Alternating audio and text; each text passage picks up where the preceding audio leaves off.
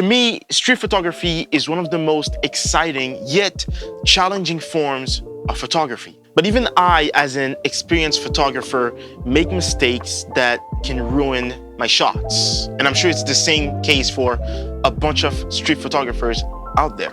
Avoiding these crucial mistakes is crucial for improving your work as a photographer. So in today's video, I'm gonna go over 5 common street photography mistakes to avoid. Mistake number 4 is arguably the most important one in this list, so make sure to watch the whole video.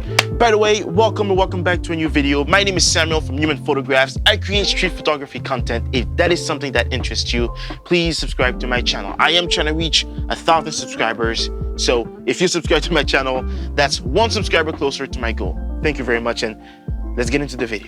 The first mistake is overthinking and missing the moment. Okay, it's important to think when you're doing street photography, right? It's important to analyze the people, analyze the location, right? Really be paying attention to everything. That is important. What you gotta be careful of is over-analyzing, because that can cause you to be hesitant over approaching someone, which can cause you to miss spontaneous, magical moments. This has happened to me a lot of times, right?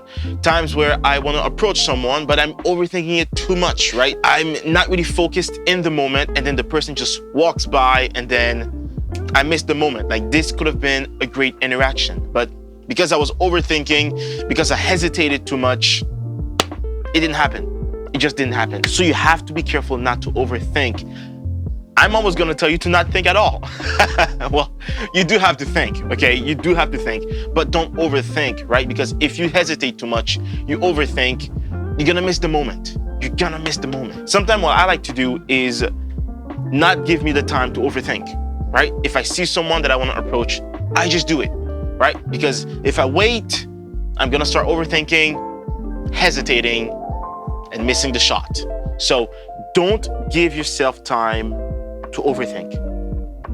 Just go for it. Train yourself to react quickly, right? Just trust your instincts and take the shot. Mistake number 2 is shooting from too far away. Now, when you're doing street photography, at least when I do street photography and I shoot portraits, I'm always on my 85mm lens, right? I see a lot of photographers, when they're shooting portraits, they're just a little too far from the subject. When you shoot a portrait, to me, it should be shot with either a 50mm or an 85mm lens. Now, you can't shoot a portrait with like a 24mm lens or even a 35mm lens, but you're gonna have to get real close to the subject, and this is going to introduce a lot of distortion to the face. Not pretty distortion, the ugly kind. Now, the advantage of shooting with an 85mm lens is that you can take close-up portraits of your subject without being too close to them, right? You can still have a respectful distance between you and them, but because the 85mm is so zoomed in, right?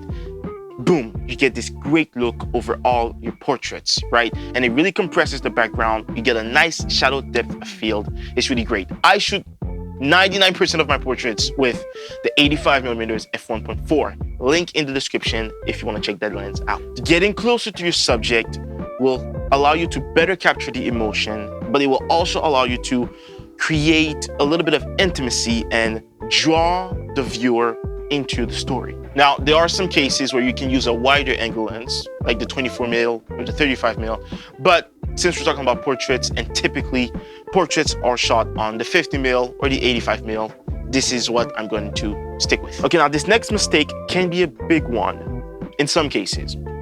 It's ignoring the background. Background can add a lot of context to a shot, right? Now listen, we all love blurry backgrounds. We all love having this shadowy depth of field, but this can be okay if you're maybe in nature, or if you're in a busy city or busy streets where you not really want to focus on what is going on in the background. But sometimes context is important, right? So don't be afraid to, raise up your aperture to like f2.8 or f4. You will get a deeper depth of field, right? It won't be as shallow, but if this is what your portrait requires, if it's important for the story, then you need to do it, because it will give us more context of where the person is at and what the story is in the portrait. On the other side of that, right? Having a blurry background can allow you to get rid of distracting background. So if there are things in the background that you don't want, that are not necessary for the story, right, not good for the portrait, then drop your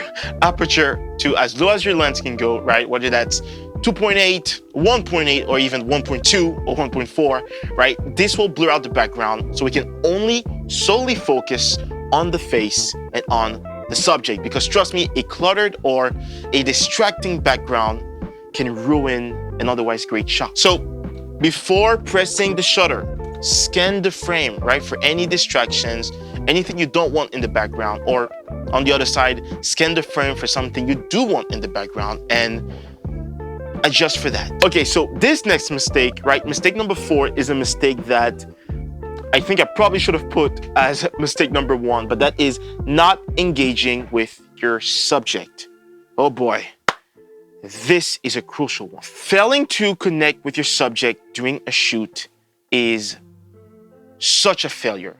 And it reflects in the portrait. It reflects in the photo. You can tell in a photo that the person isn't comfortable, right? Or if the subject's smile is not honest, right? If they're not really feeling happy or feeling comfortable to be in front of the camera. You need to engage with your subject. You as the photographer, it's your job to make them feel comfortable, right? To almost make them forget that they're even being photographed, right? So whether that is by engaging in conversations with them, right? Or giving them compliments as you're taking photos, right? Just interact with them. You're not just a photographer. Be like their friend during the shoot. So make eye contact.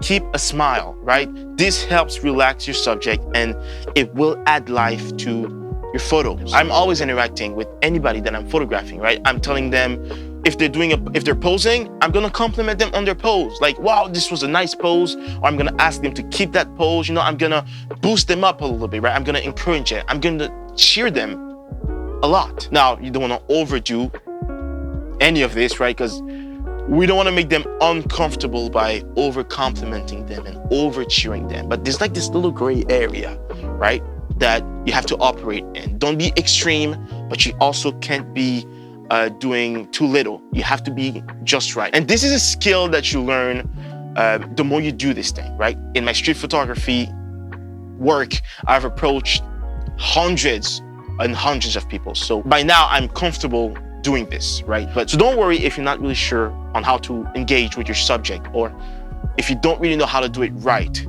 If you're making mistakes, that's okay. Just learn from them. That's the most important one. Mistake number 5 is shooting in bad light without adapting. Okay, now, as a street photographer, you have to be ready for the weather, right? If you're shooting and it starts raining, or if you're shooting and it's the middle of the day and the lighting is terrible, you have to adjust for that. You have to adapt. Poor lighting can result in underexposed or flat images if you don't adjust for it. Now, this also includes camera settings and all that stuff, but I'm not gonna get into that for now. To adjust or adapt to the light, there's a few things you can do, right? You can turn your subject around, have them being backlit by the sun, or you can go ahead and shoot in the shadow, or maybe shoot behind a building where it's blocking most of the sun. On your camera, you can adjust your exposure, right? Maybe shoot with a higher shutter speed or a wider aperture. So basically the tip here is to learn to adapt to any lighting situation. Now, I know I said 5 mistakes, but for those of you who stayed to watch the video this long, I'm gonna give you a bonus mistake.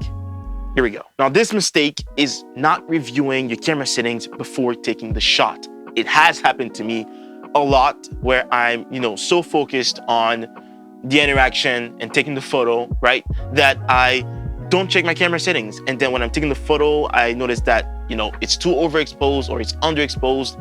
The aperture is not set correctly. The shutter speed, the ISO, my settings are a little bit all over the place. So always check your camera settings before heading out to avoid ruining an entire session or interaction, because it makes you waste time. And if you review them before the shoot, you're gaining time. You can focus more on the interaction and the photos come out great. So there you go. A little bonus tip for you to thank you for staying and watching this video until the end. So if I had to conclude all of these mistakes into a short list, it would be overthinking, shooting from too far away, ignoring the background, not engaging with your subject, and not adapting to lighting. And the bonus tip for those of you who stayed watching is not reviewing your camera settings before the shoot. So, 6 mistakes. So, have you ever made any of these mistakes before? Let me know in the comments. So these are 5 mistakes to avoid when you're doing street photography. Now, if you want to learn how to capture real emotions in your photography, watch this video right here. I go all over it. And you can click here to subscribe. But that's gonna be it for today's video. Thank you so much for watching. Keep creating, stay creative, God bless you, and I'll see you in the next one.